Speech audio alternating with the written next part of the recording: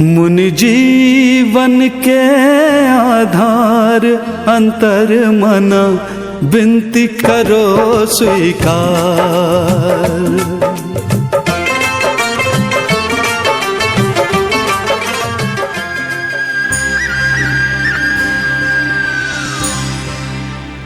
जैसा कि चल रही रोज स्तुति, भगवान की आराधना, भगवान की गुणानुवाद, समंत स्वामी स्वयंभू स्तोत्र के माध्यम से परमात्मा की भक्ति कर रहे हैं।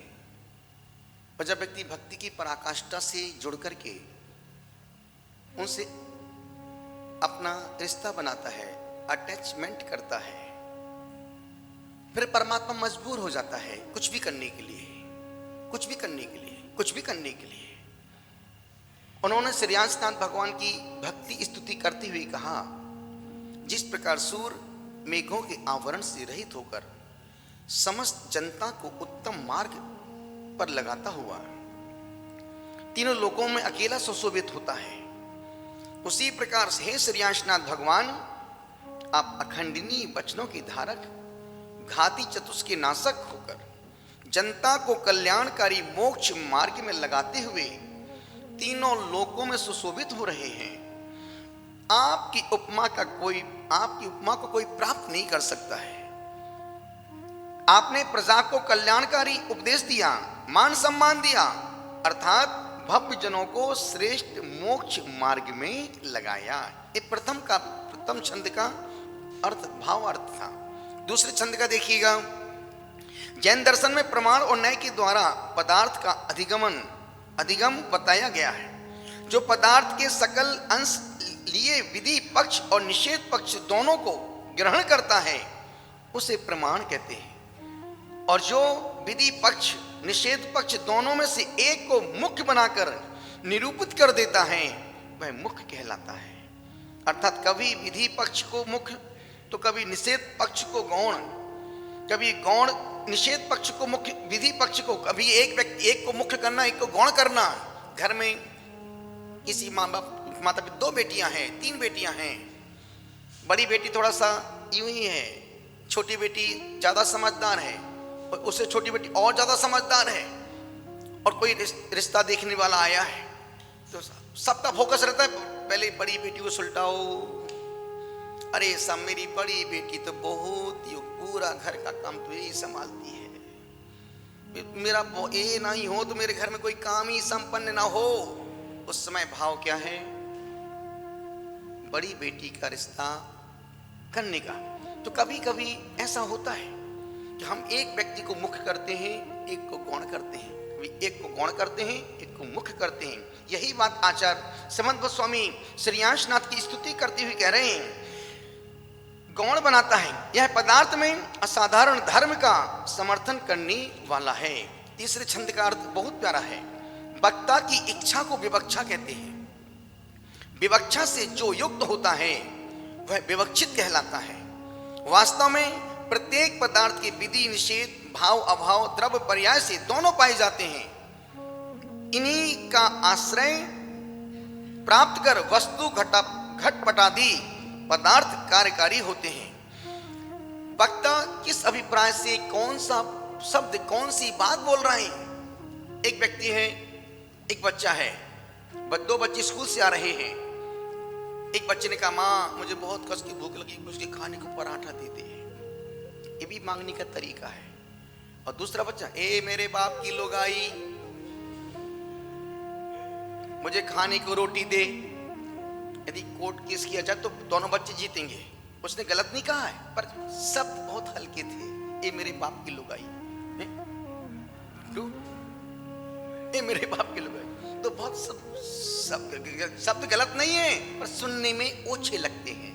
अब जैसे एक बार होता है ना कि अभिषेक का जल लाओ, कैसा लग रहा है? अभिषेक का पानी लाइयो,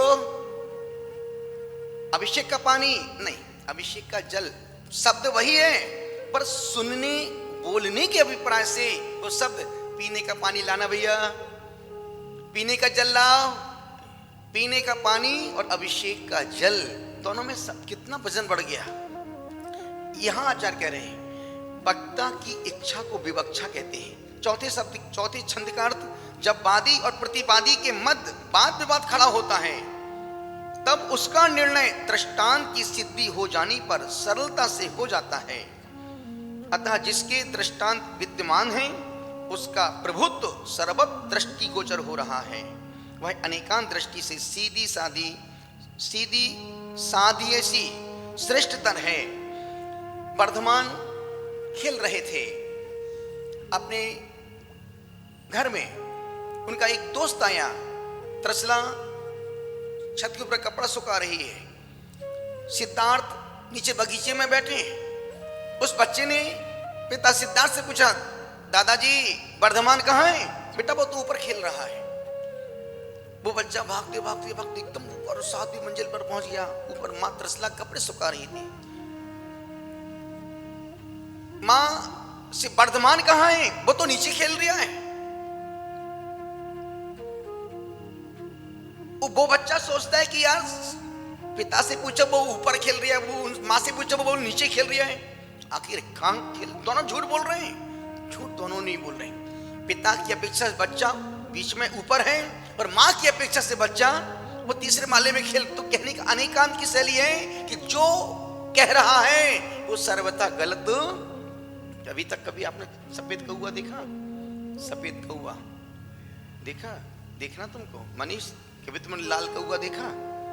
दिखा दें? कहाँ दिखाना बोलो? यहाँ की कमरे में छत पे है, निवेदन कर रहा हूँ। टीकम चंद जी कभी देखा आपने नीले रंग का कौवा? महावीर स्वामी कहते हैं कौवा सफेद भी है, लाल भी है, नीला भी है, काला भी है और पीला भी है। कनिष्का कभी देखे आपने 5 रंग के कौवे? आज दिखा दे यहीं पर। रुचिता, रुचिका निवेदन कर रहा हूं।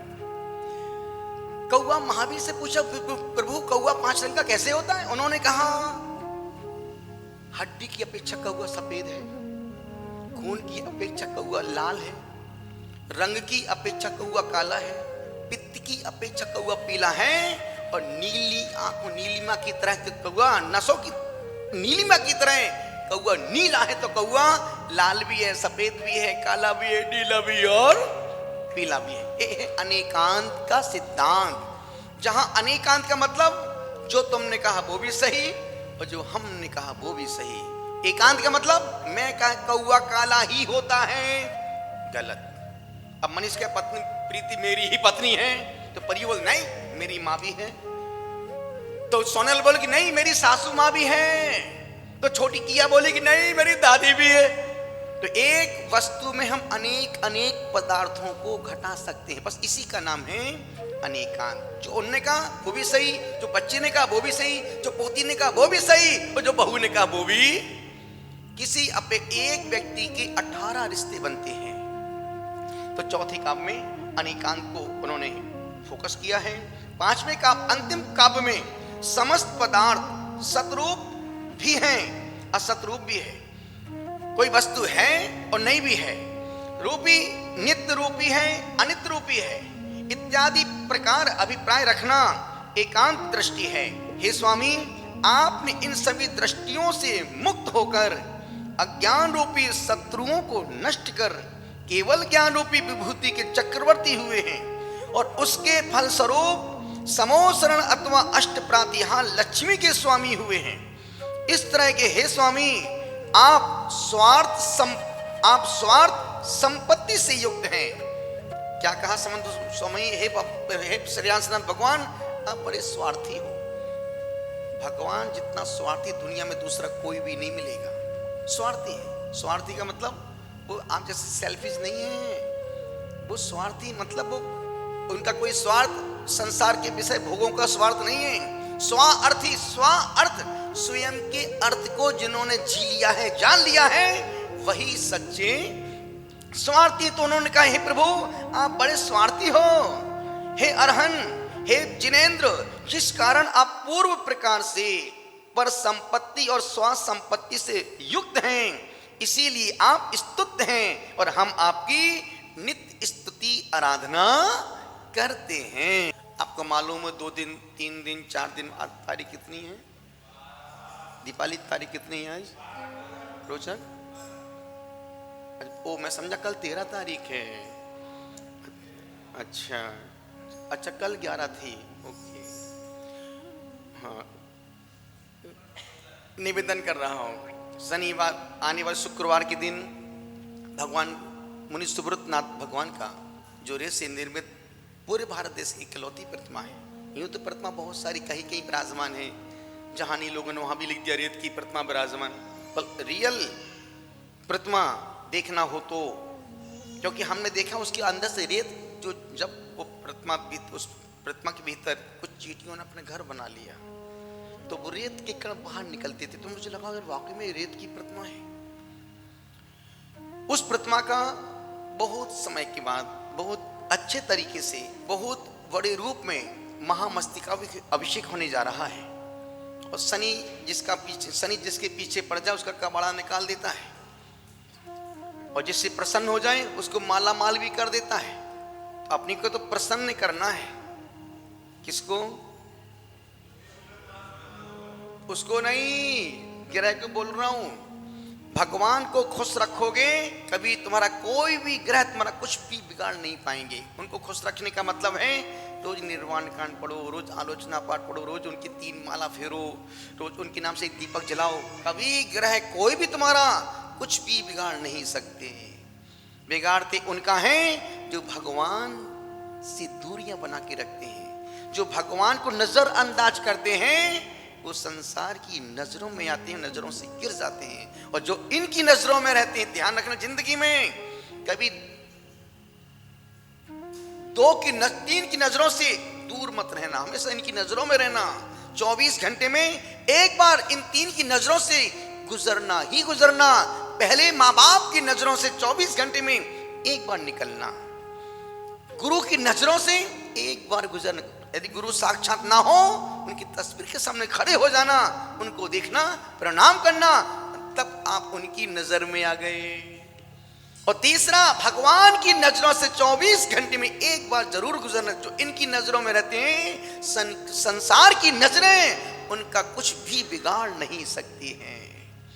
निवेदन कर रहा हूं, कभी इन 3 को नजरअंदाज मत करना, नेग्लेक्ट मत करना।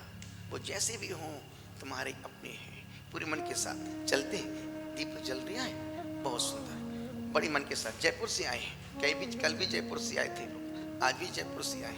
जयपुर से लोग लगातार आते जाते रहते हैं, किशनगढ़ हो, अजमेर हो, जयपुर हो, और फिर आगे पीछे से भी केकड़ी से हो, लोग आते जाते रहते हैं। जिनके संबंध हैं जिनसे वो वहाँ पहुँच जाते हैं। भिंड से भी आते हैं, पीछे से। पूरे मन के साथ, बड़े मन के साथ एक कदम और आगे बढ़ते हैं।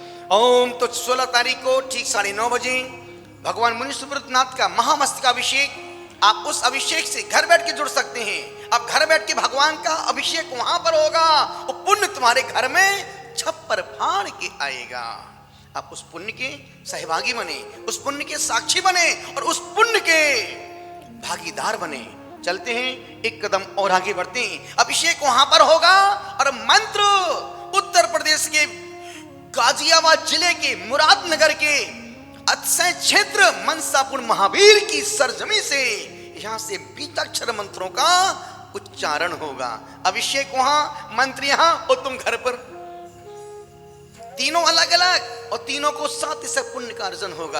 जो आज इस अंतर्मना फेसवाणी लाइव से देख रहे हैं, या जो लाइव अहिंसा चैनल के माध्यम से जुड़े हुए हैं, हमारे त्रिलोक भाई बार मैसेज, सबको मैसेज, भैया पुण्य गाढ़ा करना हो तो लिंक बनाओ, लिंक बनाओ, लिंक में आओ, लिंक में आओ, लिंक में आओ। लिंक में आएगा तभी तो पुण्य गाढ़ा होगा। बिट्टू समझ रहे सब बातें तुम्हारी। निवेदन कर रहा हूं, आज का छोटा सा नियम, बहुत प्यारा सा नियम। कल क्या नियम दिया था रीना, दीपाली? ओके, कल अष्टमी कहाँ थी? अष्टमी परसों थी। कल रविवार का दिन था। दिन बहुत अच्छा था। जिस दिन नियम निभ जाए वो दिन अच्छा, और जिस दिन लिया हुआ नियम टूट जाए वो दिन तुम्हारा खराब। जिस दिन नियम लिया और नियम निभ जाए वो दिन तेरा मंगल, और जिस दिन नियम लिया हुआ टूट जाए वो दिन अमंगल। चलते हैं, अपन रोज के दिन को मंगल करते हैं। आज आप कुछ भी करना, आज एक काम करना, केला मत खाना, ना कच्चा ना पका, केला अकेला।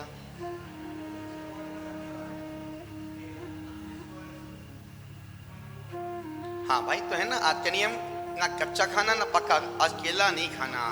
अब आएगा मजा। जितने फेसबुक लाइव से देख रहे हैं उन सभी को खूब खूब आशीर्वाद। 16 अक्टूबर ध्यान रहे, 9:30 बजे से पूरा लाइव प्रोग्राम, यहाँ से लाइव होगा, वहाँ से लाइव होगा, और आप लाइक करेंगे, आप देखेंगे। और 31 अक्टूबर को शरद पूर्णिमा महोत्सव पर ग्रह शांति संस्कार महोत्सव का एक अनोखा, अद्वितीय, अनोखा,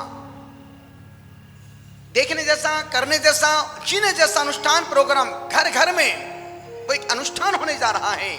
आप उसके साक्षी बने, आप उस फार्म को जमा करें। जिसका फार्म जमा होगा उस व्यक्तियों के मोबाइल में ही वो सूचनाएं पहुंचेंगी कि आपको तैयारी किस प्रकार की करना है।